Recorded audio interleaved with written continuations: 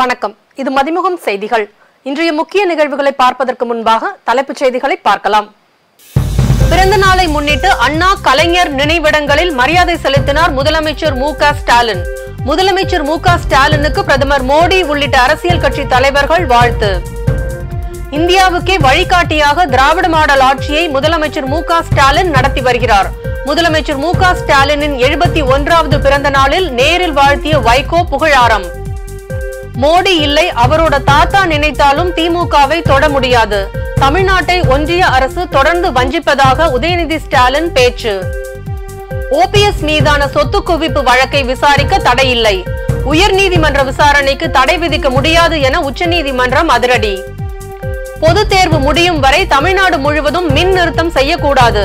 மின்வாரிய அதிகாரிகளுக்கு அமைச்சர் தங்கம் தென்னரசு அறிவுறுத்தல். முதலமைச்சர் மு.க. ஸ்டாலினுக்கு பிரதமர் மோடி உள்ளிட்ட அரசியல் கட்சி தலைவர்கள் பிறந்தநாள் வாழ்த்து தெரிவித்துள்ளனர். பிறந்தநாளை ஒட்டி முதலமைச்சர் மு.க. ஸ்டாலின் சென்னை மெரினா கடற்கரையில் உள்ள அறிஞர் அண்ணா நினைவிடத்தில் மலர் வளையம் வைத்து மரியாதை செலுத்தினார். அதனைத் தொடர்ந்து முன்னாள் முதலமைச்சர் கருணாநிதி நினைவிடம் மற்றும் சென்னை வேப்பேரியில் உள்ள தந்தை பெரியார் நினைவிடத்தில் மலர் வளையம் வைத்து மரியாதை செலுத்தினார். சென்னை அண்ணா அறிவாலயம் கலைஞர் அரங்கில் கட்சி நிர்வாகிகள் மற்றும் தொண்டர்களை சந்தித்து வாழ்த்து பெற்றார். இந்நிலையில் முதலமைச்சர் மு.க. ஸ்டாலின் பிறந்த நாளை முன்னிட்டு பிரதமர் மோடி உள்ளிட்ட அரசியல் கட்சி தலைவர்கள் வாழ்த்து தெரிவித்துள்ளனர். பிரதமர் மோடி வெளியிட்டுள்ள எக்ஸ் பதிவில் முதலமைச்சர் மு.க. ஸ்டாலின் நீண்ட ஆயுள் மற்றும் ஆரோக்கியத்துடன் வாழ வேண்டும் என வாழ்த்து தெரிவித்துள்ளார். முதலமைச்சர் குடும்பத்துடன் பிறந்தநாள் கொண்டாடிய புகைப்படத்தை தனது எக்ஸ் பக்கத்தில் பகிர்ந்து அமைச்சர் உதயநிதி ஸ்டாலின் வாழ்த்து தெரிவித்துள்ளார். அதில் எதிரிகளுக்கும் துரோகிகளுக்கும் எதிரியின் கால் பிடிக்கும் கோழைகளுக்கும் அச்சம் தரும் ஜனநாயக போர்க்குரல் என குறிப்பிட்டு வாழ்த்து தெரிவித்துள்ளார். அதேபோல் கேரள முதலமைச்சர் பினராயி விஜயன், பாஜக மாநில தலைவர் அண்ணாமலை, பாமக நிறுவனர் ராமதாஸ், மக்கள் நீதி மய்யம் தலைவர் கமல்ஹாசன், தமிழக வெற்றிக் கழகம் தலைவரும் நடிகருமான விஜய், நடிகர் ரஜினிகாந்த் உள்ளிட்ட பலரும் வாழ்த்து தெரிவித்துள்ளனர்.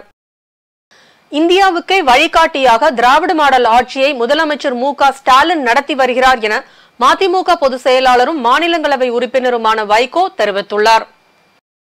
முதலமைச்சர் மு.க. ஸ்டாலினின் 71வது பிறந்த நாளை முன்னிட்டு மறுமலர்ச்சி திராவிட முன்னேற்ற கழகத்தின் பொதுச் செயலாளரும் நாடாளுமன்ற உறுப்பினருமான வைகோ, அவைத் தலைவர் அர்ஜுன் ராஜ், தலைமை கழக செயலாளர் துரை வைகோ, துணை பொதுச் செயலாளர் மல்லை சத்யா ஆகியோர் சந்தித்து பிறந்தநாள் வாழ்த்து தெரிவித்தனர். அதன் பின்னர் செய்தியாளர்களை சந்தித்த வைகோ, இந்தியாவுக்கே வழிகாட்டியாக திராவிட மாடல் ஆட்சியை முதலமைச்சர் மு.க. ஸ்டாலின் நடத்தி வருகிறார் என புகழாரம் சூட்டினார்.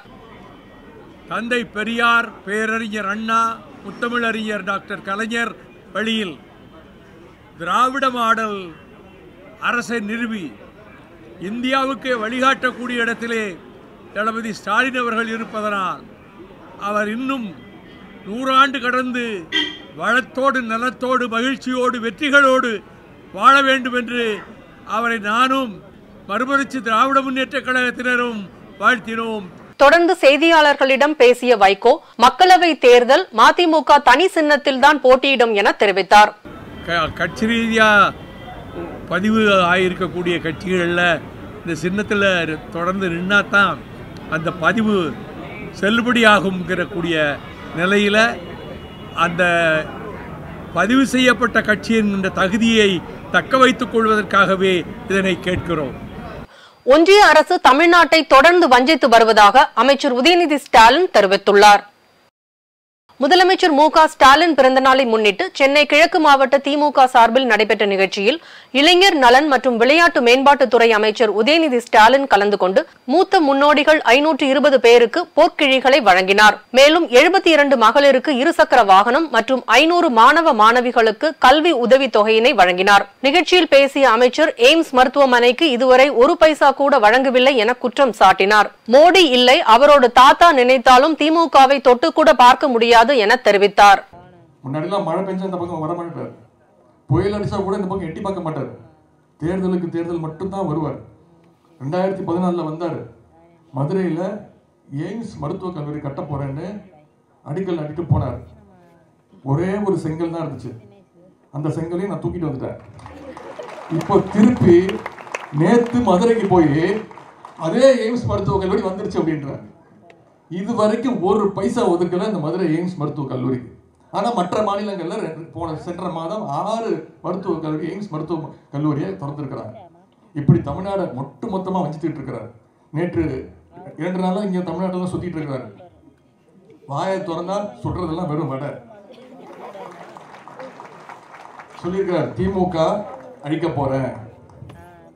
60-70 வருஷமா இதை சொன்னவங்க தான் அழிஞ்சு போயிருக்காங்க. தவிர திமுகவை திரு மோடி அவர்களே, நீங்க இல்ல, உங்க தாத்தாவா இருந்தாலும் முடியாது. திமுகவை அழிக்கிறதில்லை, நீங்க தொட்டு கூட பார்க்க முடியாது. அதே போல எனக்கு சொல்லியிருக்காரு, இங்க வந்து ஒரு 2 நாள் 3 நாள் பிரச்சாரம் பண்ணா ஜெயிச்சிருவாரு அப்படின்னு நினைக்கிறாரு. நான் ஒரு சவால் வர்றேன், அடுத்த 40 நாள் இங்கே தங்குங்க, தமிழ்நாட்டிலே தங்குங்க. உங்களால் ஒரு தொகுதியில் கூட தமிழ்நாட்டை உங்களால் ஜெயிக்க முடியாது.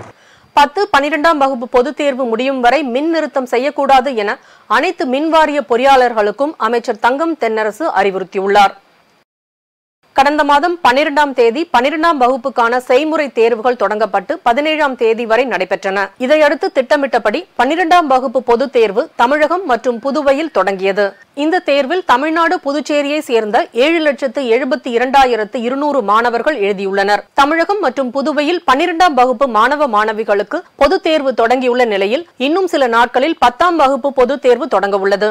இந்நிலையில் பொதுத் தேர்வு முடியும் வரை மின் நிறுத்தம் செய்யக்கூடாது என அமைச்சர் தங்கம் தென்னரசு உத்தரவு பிறப்பித்துள்ளார். மின் நிலையங்களில் மாதாந்திர பராமரிப்பு பணிகளுக்காக மின் நிறுத்தம் செய்யக்கூடாது என்றும் எந்த காரணத்தை முன்னிட்டும் மாணவ மாணவிகளின் படிப்பிற்கு இடையூறாக இருக்கக்கூடாது என்றும் தெரிவித்துள்ளார்.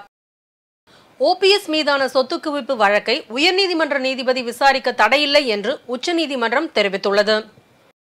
அதிமுக ஆட்சியில் முதல்வராகவும் அமைச்சராகவும் இருந்த O. பன்னீர்செல்வம் தனது மனைவி விஜயலட்சுமி, மகன்கள் ரவீந்திரநாத், ஜெயபிரதீப், மகள் கவிதா பானு மற்றும் சகோதரர் உள்ளிட்ட 7 பேரில் வருமானத்துக்கு அதிகமாக சொத்துக்களை வாங்கியதாக தேனி மாவட்ட லஞ்ச ஒழிப்பு காவல்துறை வழக்கு பதிவு செய்தது. தேனி மாவட்ட நீதிமன்றத்தில் நடைபெற்று வந்த இந்த வழக்கில் குற்றப்பத்திரிகை தாக்கல் செய்யப்பட்ட நிலையில் ஊழல் தடுப்பு வழக்குகளை விசாரிக்க தென் மாவட்டத்துக்கென மதுரை மாவட்டத்தில் சிறப்பு நீதிமன்றம் ஏற்படுத்தப்பட்டது.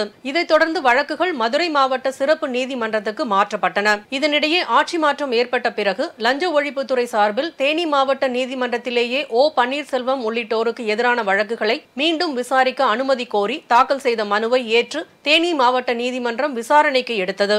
ஆனால் ஊழல் தடுப்பு வழக்குகளை விசாரிக்க மதுரையில் அமைக்கப்பட்ட சிறப்பு நீதிமன்றத்தில் வழக்கு நிலுவையில் உள்ள நிலையில் தேனி மாவட்ட நீதிமன்ற உத்தரவு ஏற்க முடியாது என சிறப்பு நீதிமன்றம் தெரிவித்து குற்றம் சாட்டப்பட்ட நபர்கள் நேரில் ஆஜராக சம்மன் அனுப்பியது. சம்மனை எதிர்த்தும் வழக்கை வேறு மாவட்டத்துக்கு மாற்ற கோரியும் O. பன்னீர்செல்வம் உள்ளிட்டோர் உயர்நீதிமன்ற மதுரை கிளையில் வழக்கு தொடுத்தனர். இந்நிலையில் சென்னை உயர்நீதிமன்ற நீதிபதி ஆனந்த் வெங்கடேஷ் வழக்கிலிருந்து O. பன்னீர்செல்வம் உள்ளிட்டோர் விடுவிக்கப்பட்டதை எதிர்த்து தாமாக முன்வந்து வழக்கை விசாரணைக்கு எடுத்தார். இந்த நிலையில் ஆனந்த் வெங்கடேஷ் தாமாக முன்வந்து விசாரிக்க தடை கோரிய OPS மனுவை உச்சநீதிமன்றம் தள்ளுபடி செய்தது. மாநிலங்களுக்கு 1.42 லட்சம் கோடி வரி பகிர்வு நிதியை ஒன்றிய அரசு விடுவித்துள்ளது. சமூக மற்றும் உள்கட்டமைப்பு திட்டங்களை மேம்படுத்தும் நோக்கில் நாட்டின் மாநிலங்களுக்கு வரி பகிர்வை ஒன்றிய நிதியமைச்சகம் விடுவித்துள்ளது.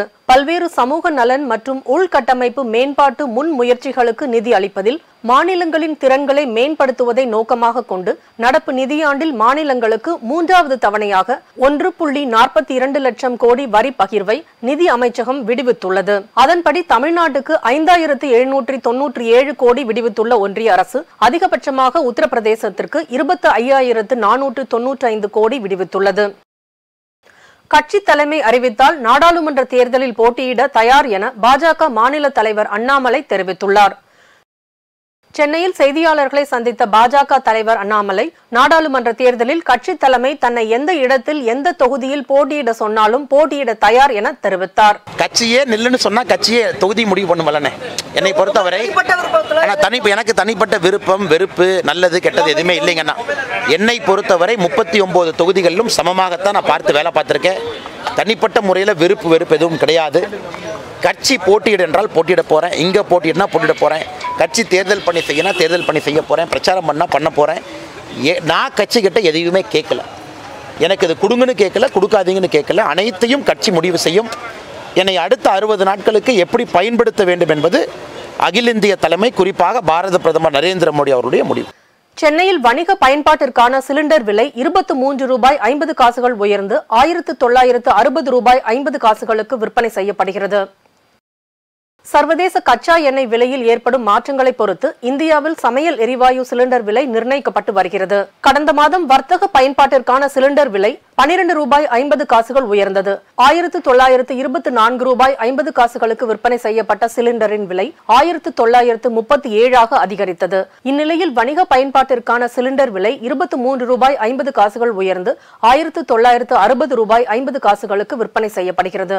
வீட்டு உபயோக சிலிண்டர் விலையில் எந்த மாற்றமும் இல்லாமல் விற்பனை செய்யப்படுகிறது. மிக்ஜாம் புயலால் பாதிக்கப்பட்டு ரேஷன் அட்டை இல்லாமல் நிவாரணம் பெற விண்ணப்பித்தவர்களின் வங்கிக் கணக்கிலும் 6000 வரவு வைக்கப்பட்டுள்ளது. சென்னை, திருவள்ளூர், காஞ்சிபுரம், செங்கல்பட்டு ஆகிய மாவட்டங்களில் மிக்ஜாம் புயலால் பாதிக்கப்பட்ட மக்களுக்கு நியாய விலை கடைகளின் மூலம் நிவாரணம் வழங்கப்பட்டது. ரேஷன் அட்டை இல்லாதவர்களுக்கும் நிவாரணம் வழங்க வேண்டும் என்று கோரிக்கை எழுந்ததை அடுத்து ரேஷன் அட்டை இல்லாமல் மிக்ஜாம் புயல் நிவாரணம் பெற விண்ணப்பித்தவர்களுக்கும் நிவாரணம் வழங்கப்படும் என்று தமிழ்நாடு அரசு அறிவித்தது. இதுகுறித்து விண்ணப்பங்களை பரிசீலனை செய்து கணக்கெடுக்கும் பணி நடைபெற்று தகுதியானவர்களுக்கு விரைவில் நிவாரணம் வழங்கப்படும் என்று தகவல் வெளியானது. இந்நிலையில் மிக்ஜாம் புயலால் பாதிக்கப்பட்டவர்களில் விடுபட்டவர்களுக்கும் நிவாரணத் தொகை 6000 அவர்களுடைய வங்கிக் கணக்கில் வரவு வைக்கப்பட்டுள்ளது. வார விடுமுறை தினங்களை முன்னிட்டு 1130 கூடுதல் பேருந்துகள் இயக்கப்படும் என அரசு விரைவு போக்குவரத்து கழகம் தெரிவித்துள்ளது. சென்னை கிளாம்பாக்கத்திலிருந்து திருவண்ணாமலை, திருச்சி, கும்பகோணம், மதுரை, திருநெல்வேலி, நாகர்கோவில், கன்னியாகுமரி, தூத்துக்குடி, கோயம்புத்தூர், சேலம், ஈரோடு, திருப்பூர் ஆகிய ஊர்களுக்கு இன்று 365 பேருந்துகளும் நாளை 425 பேருந்துகளும் இயக்கப்படும் என தெரிவிக்கப்பட்டுள்ளது. சென்னை கோயம்பேட்டிலிருந்து நாகை, வேளாங்கண்ணி, ஓசூர், பெங்களூர் ஆகிய இடங்களுக்கு இன்று 70 பேருந்துகளும் நாளை 70 பேருந்துகளும் இயக்க திட்டமிடப்பட்டுள்ளது. அதன்படி தினசரி இயக்கக்கூடிய பேருந்துகளுடன் கூடுதலாக இன்று 435 சிறப்பு பேருந்துகளும் நாளை 495 பேருந்துகளும் பெங்களூர், திருப்பூர், ஈரோடு மற்றும் கோவை ஆகிய இடங்களில் இருந்து பல்வேறு பகுதிகளுக்கு 200 சிறப்பு பேருந்துகள் என மொத்தம் 1130 பேருந்துகள் இயக்க திட்டமிடப்பட்டுள்ளதாக தெரிவிக்கப்பட்டுள்ளது. திருவண்ணாமலையில் மூடப்படாத ஆழ்துளை கிணற்றில் சிறுமி உயிரிழந்த வழக்கில் நில உரிமையாளருக்கு 10 ஆண்டு சிறை தண்டனை விதித்து நீதிமன்றம் தீர்ப்பளித்துள்ளது.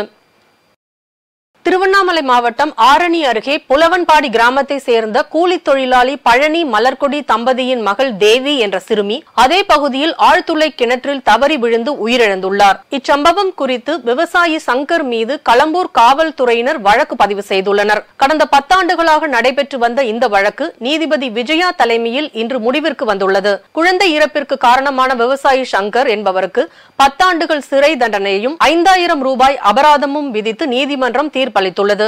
நீதிமன்ற தீர்ப்பின் கீழ் காவல்துறையினர் விவசாயி சங்கரை கைது செய்து வேலூர் மத்திய சிறையில் அடைத்துள்ளனர். மயிலாடுதுறை சிதம்பரேஸ்வரர் ஆலயம், ஸ்ரீ வெங்கடாஜலபதி ஆலயம் உள்ளிட்ட 5 ஆலயங்களிலும் கும்பாபிஷேகம் வெகு விமர்சையாக நடைபெற்றது. மயிலாடுதுறை அருகே பொன்னூர் கட்டளைசேரி கிராமத்தில் பழமை வாய்ந்த சிவகாம சுந்தரி சமேத சிதம்பரேஸ்வரர் ஆலயம், பூதேவி ஸ்ரீதேவி சமேத வெங்கடேச பெருமாள் ஆலயம், சித்தி விநாயகர் ஆலயம், நெல்லி கொல்லை மாரியம்மன் ஆலயம், மன்மதசாமி ஆலயம் ஆகிய 5 ஆலயங்களில் கும்பாபிஷேக விழாக்கள் வெகு விமர்சையாக நடைபெற்றது. முன்னதாக பழமை வாய்ந்த இந்த ஆலயங்களை கிராம மக்கள் புதுப்பித்து இன்று காலை யாகசாலை பூஜைகள் செய்தனர். அதனைத் தொடர்ந்து பூஜை செய்யப்பட்ட புனித நீரை கோபுர கலசத்தின் மீது ஊற்றி மகா கும்பாபிஷேகம் வெகு விமர்சையாக நடைபெற்றது. அதில் 2000த்திற்கும் மேற்பட்ட திரளான பக்தர்கள் பங்கேற்று சுவாமி தரிசனம் செய்தனர். பல்வேறு மாவட்டங்களில் நடைபெற்ற நிகழ்வுகளை களத்தில் மதிமுகம் பகுதியில் பார்க்கலாம்.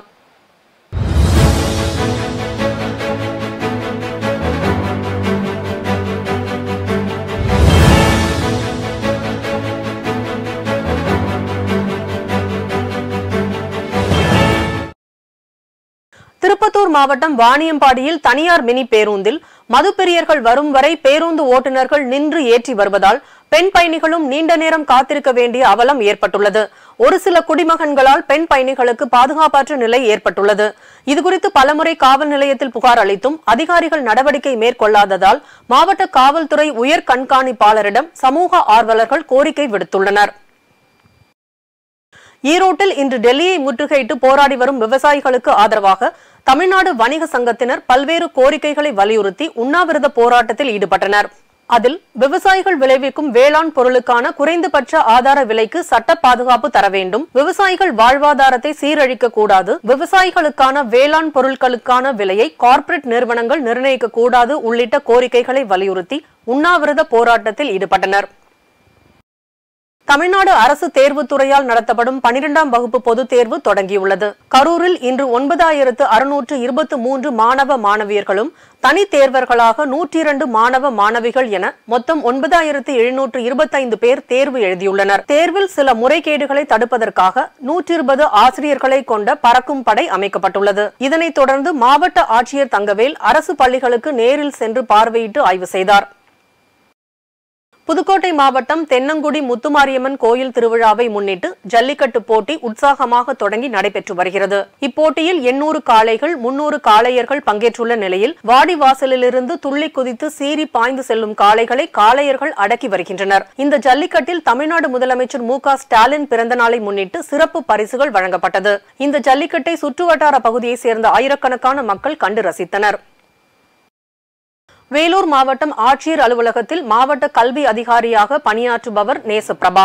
இவர் 12ஆம் வகுப்பு பொதுத் தேர்வு பணிகளில் அலட்சியம் காட்டியதுடன் வினாத்தாள்களையும் பெற்று வராமல் முறைகேடாக நடந்து கொண்டதாக சென்னை பள்ளி கல்வித்துறைக்கு தகவல் கிடைத்துள்ளது. அதன் அடிப்படையில் அங்கு வந்த தமிழக கல்வித்துறை அதிகாரி மணிமொழி நேசப்பிரபாவை பணியிடை நீக்கம் செய்ய உத்தரவிட்டுள்ளார். திண்டுக்கல் மாவட்டம் கொடைக்கானலில் அனுமதி பெற்ற இடங்களில் உள்ள மரங்களை வெட்டாமல் வேறு பகுதிகளில் உள்ள மரங்களை வெட்டி கடத்தி வருவது வாடிக்கையாக்கி வருகிறது. தினம்தோறும் 20க்கும் மேற்பட்ட லாரிகளில் இதுபோன்ற மரங்கள் தொடர்ந்து வெட்டி கடத்தப்பட்டு வருகிறது. இதுபோன்று அனுமதிக்கு மாறாக வெட்டி கடத்தப்படும் நிலையை உடனடியாக சம்பந்தப்பட்ட துறை அலுவலர்கள் கண்காணித்து இதை தடுத்து கொடைக்கானலில் உள்ள இயற்கை சூழலை காக்க வேண்டும் என்று இயற்கை ஆர்வலர்களும் பொதுமக்களும் கோரிக்கை விடுத்துள்ளனர். கோவை சரவணம்பட்டி பகுதியில் கேஜி கலை மற்றும் அறிவியல் கல்லூரியில் காட்சி தொடர்பியல் துறை சார்பாக வர்ணபந்தம் என்னும் தேசிய அளவிலான கலைவிழா நடைபெற்றது. இந்த நிகழ்வில் கலந்து கொள்ள பல்வேறு மாநிலங்களிலிருந்து 65க்கும் மேற்பட்ட கலைஞர்கள் ஓவியம், சிற்பம், கலை நிறுவல் என பல திறமைகளை வெளிப்படுத்தி வருகின்றனர். இவ்விழாவில் சிறப்பு அம்சமாக ரஷ்யாவை சார்ந்த கலைஞர்களும் பங்கேற்று விழாவை சிறப்பித்தனர். திருவள்ளூர் மாவட்டம் மீஞ்சூர் பகுதியில் வசிக்கும் பிரவீன்குமார் என்பவரின் வீடு மின் கசிவால் தீப்பற்றி எரிந்தது. அருகில் இருந்தவர்கள் திரண்டு தீயை போராடி அணைத்தனர். ஆனால் வீடு முற்றிலும் எரிந்து சாம்பலானது. வீட்டில் யாரும் இல்லாததால் அதிர்ஷ்டவசமாக எந்த ஒரு அசம்பாவிதமும் ஏற்படவில்லை. இந்த தீ விபத்தில் 2 லட்சம் மதிப்பிலான பொருட்கள் எரிந்து சேதமடைந்தது. தகவல் அறிந்த திமுக மீஞ்சூர் கிழக்கு ஒன்றிய செயலாளர் வல்லூர் MSK ரமேஷ்ராஜ் தீப்பற்றி எரிந்த வீட்டினை பார்வையிட்டு அக்குடும்பத்தாருக்கு ஆறுதல் கூறி உடனடியாக வீடு கட்டித் தருவதாக உறுதியளித்தார். கோடைக்கால தாக்கம் துவங்கியதை முன்னிட்டு போக்குவரத்து காவலர்களுக்கு குளிர்பானங்கள் வழங்க திருப்பூர் மாநகர காவல் ஆணையர் பிரவீன்குமார் அபிமன்யு அறிவுறுத்தியதன் அடிப்படையில் காவலர்களுக்கு குளிர்பானங்கள் வழங்கப்படுகிறது. இதன் ஒரு பகுதியாக திருப்பூர் மாவட்டம் குமரன் சாலையில் போக்குவரத்து காவல் துணை ஆணையர் ராஜராஜன் போக்குவரத்து காவலர்களுக்கு குளிர்பானங்களை வழங்கினார். தொடர்ந்து அப்பகுதியில் தலைக்கவசம் அணிந்து இருசக்கர வாகனத்தில் வந்த பொதுமக்களை ஊக்குவிக்கும் வகையில் அவர்களுக்கும் குளிர்பானங்களை வழங்கினார். இந்நிகழ்வில் போக்குவரத்து காவல் உதவி ஆணையர், ஆய்வாளர்கள் உள்ளிட்டோர் பங்கேற்றனர்.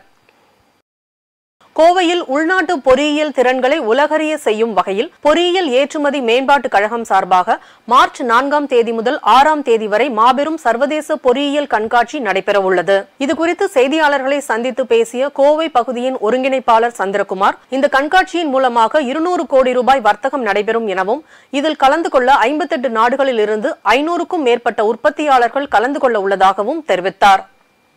53 நாடுகளிலிருந்து ஒரு 621 பிரதிநிதிகள் கலந்துக்க போகிறாங்க. ஒரு 300-350 எக்ஸிபிட்டர்ஸ் வெவ்வேறு ஸ்டாலில் கொடிசியாவில் இருக்கிற ABCDE எல்லா ஸ்டால்லையும் ஆக்குப்பை பண்ணிவிட்டு அவங்க பொருட்களை கொண்டு வந்து இங்கே வைக்க போகிறாங்க. இது உலக சந்தையிலேருந்து வரக்கூடிய 53 நாட்டிலேருந்து வரக்கூடிய ஒரு 621 பார்வையாளர்களையும் இந்தியாவிலிருந்து வரக்கூடிய ஒரு அரௌண்ட் 8000 பேர்த்து 3 நாளில் வரக்கூடிய 8000 பேர்த்துக்கும் அந்த பொருட்களை பார்வையிடறதுக்குள்ள வாய்ப்பை ஏற்படுத்த போகிறோம்.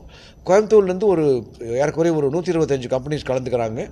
தமிழ்நாட்டிலேருந்தும் கர்நாடகா, ஆந்திர பிரதேஷ், தெலுங்கானா இந்த மாதிரி ஸ்டேட்ஸ்லேருந்தும் நிறைய பார்ட்டிசிபெண்ட்ஸ் கலந்துக்கிறாங்க. இங்கே இந்த இதனால் ஒரு 200 கோடி வர்த்தகம் ஏற்படும் அப்படிங்கிற ஒரு நம்பிக்கையை நாங்கள் நம்புகிறோம். 200 crores of business from this segment from out of கோயம்புத்தூருங்கிறது. அது போக இது ஒரு ஆரம்பம் மட்டுமே. இது இனி படிப்படியாக ஒன்ஸ் இந்த எக்ஸ்போர்ட் பிஸ்னஸ் ஆரம்பிச்சிட்டாங்கன்னா இது தொடரும் அப்படிங்கிற பெரிய நம்பிக்கையில் மேனுஃபேக்சரிங் பவர் ஹவுஸ் அப்படிங்கிற இடத்த கோயம்புத்தூர் தக்க வச்சுக்கும்.